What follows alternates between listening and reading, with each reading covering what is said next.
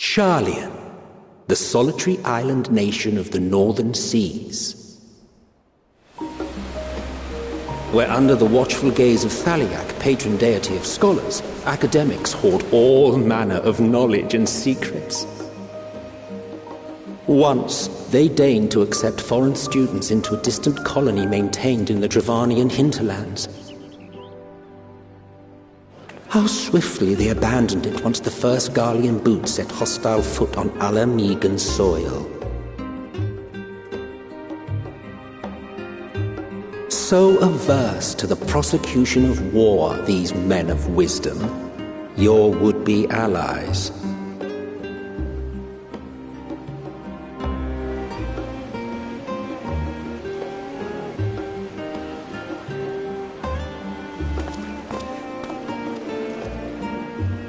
I thought they'd never let us off the ship. What's next, then? Entry applications?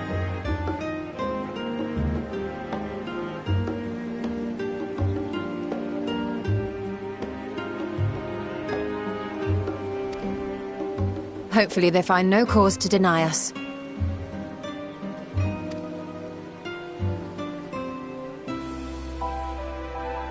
Hasn't Sharlayan all but severed relations with foreign powers? Those of us without direct ties, myself included, may be refused outright. 'Tis true that, as a nation, Sharlayan only forms trade agreements with a select few neutral countries. But from a practical standpoint, an island cannot afford to be overly strict with its borders. Especially not if that island's people are wholly devoted to the accumulation of knowledge. If one submits the proper paperwork, with satisfactory evidence of identity and intent, then foreigners may be granted entry.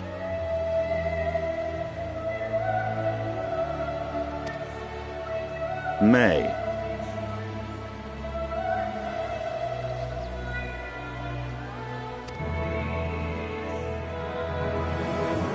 Quite. So let us be absolutely clear on these points before we proceed. The immigration officer will ask for your affiliation and your purpose of visit. Considering Sharlayan's views on intervention, I strongly suggest we avoid any mention of the Scions.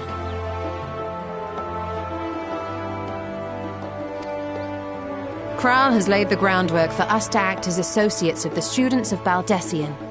And our ostensible reason for being here is to aid in their order's restoration.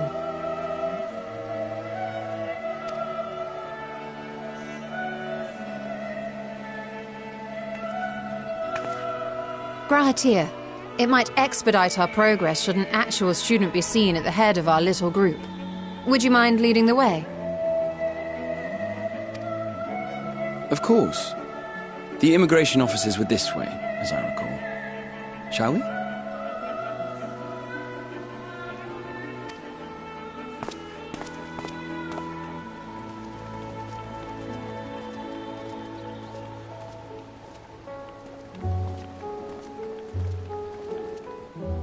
Greetings. We've just arrived and are eager to make our way into the city. Would you be so kind as to process our entry applications?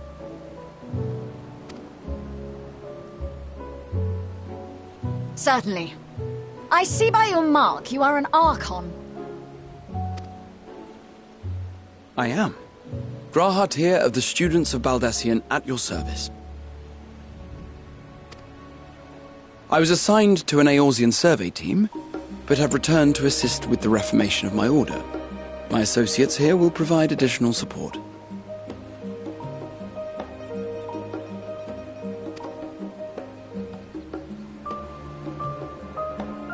Very good. I have paperwork detailing your group and its scheduled arrival for today. And it seems some few of your companions are also Archons. If you'll step forward, we can process those applications first.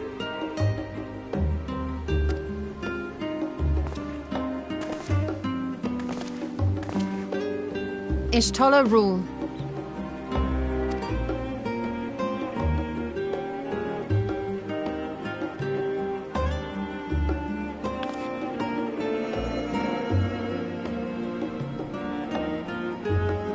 See how it glows? That list is etherically linked with a citizen registry kept in the main repository.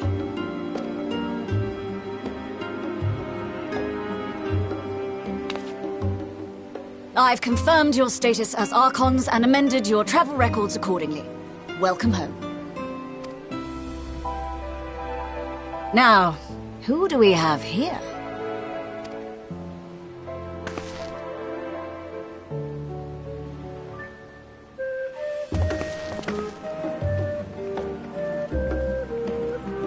Alphino Leveilleur. And Alizé Leveilleur.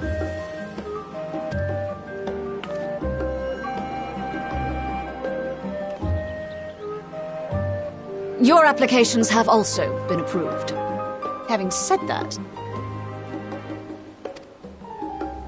the streets are abuzz with talk of how House Leveilleur's lord disowned his young progeny.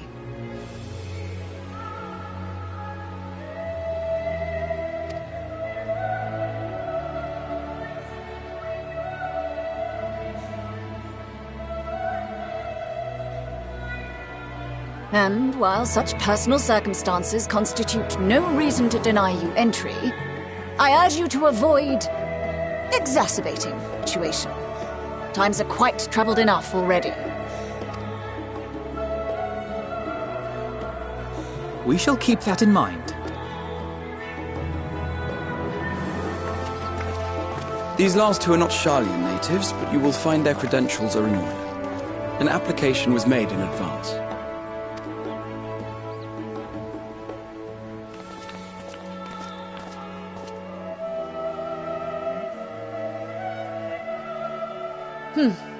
Name and occupation?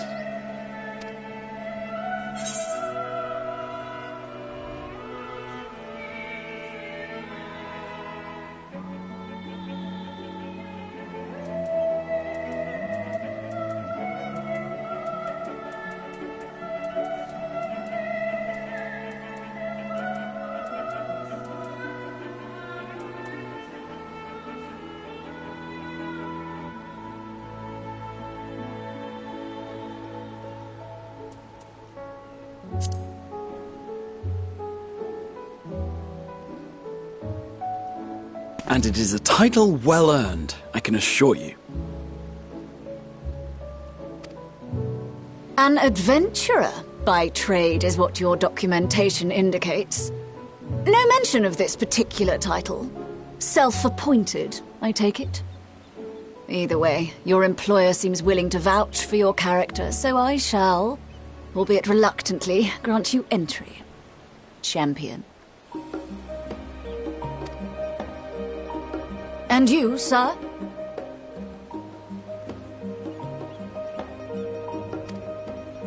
Estinian Valino, formerly of the Order of the Knights Dragoon in Ishgard. Formally, at least. And what, pray tell, is your profession now?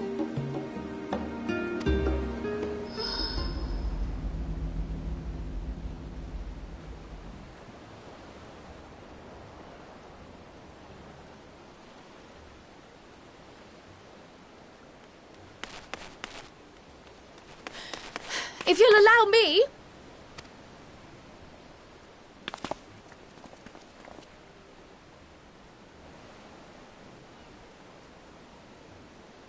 My associate is a mercenary, hired for his strength at arms. Surely you are aware of the dangers we often face on our forays into the wilderness. Mistress Baldessian, if you insist on sponsoring his entry, then so be it. But while I appreciate that desperate times call for desperate measures, I find your choice of company concerning. Be advised that even a single misstep may have severe repercussions for your organization. I have every confidence in my chosen company, dear and trusted comrades that they are. But I thank you for your concern.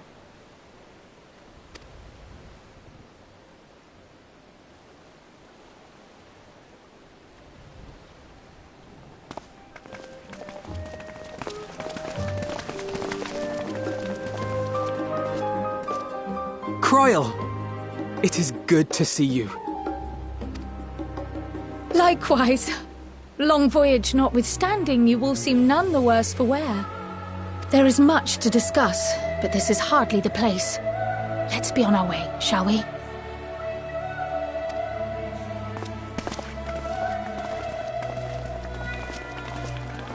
Oh!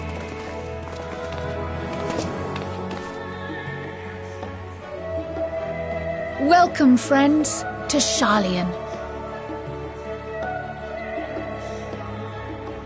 As your mercenary, I should hope my welcome includes a generous salary. Well, I had to say something, Sir Taciturn.